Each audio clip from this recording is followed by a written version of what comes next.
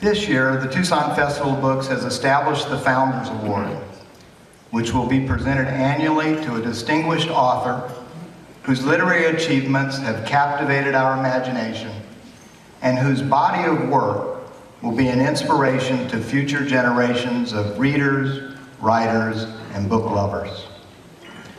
Tonight, we honor one of the literary legends, an icon in the crime fiction genre. Elmore Leonard has an uncanny ability to render dialogue on the printed page. British novelist Martin Amis says, "Leonard's prose make Raymond Chandler look clumsy." And Stephen King calls Elmore Leonard the great American writer. He's written 44 books, many of which have been adapted to film. Unfortunately, Elmore's plane from Detroit was canceled today, and he wasn't able to get another flight. Accepting for Elmore is his son and Tucsonan, Chris Leonard. Chris, come on up.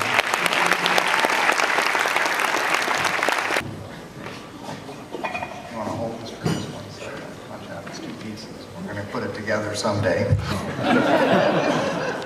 Chris, we've been fortunate to have you and your dad at the first 2 festivals, and we're honored to present Elmore with the first Tucson Festival of Book Founders Award. Congratulations.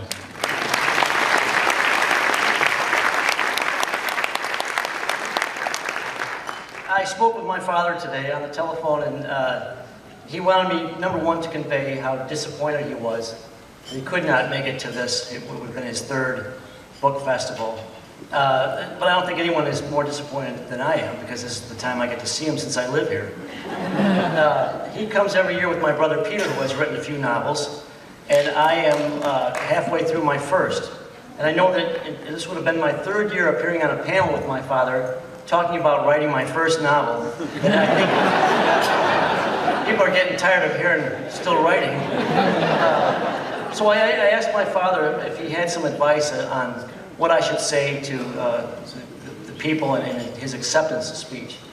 And he said, well, of course you're going to tell them how disappointed I am that I can't be there. And I told him, yes, a lot of people will be disappointed also.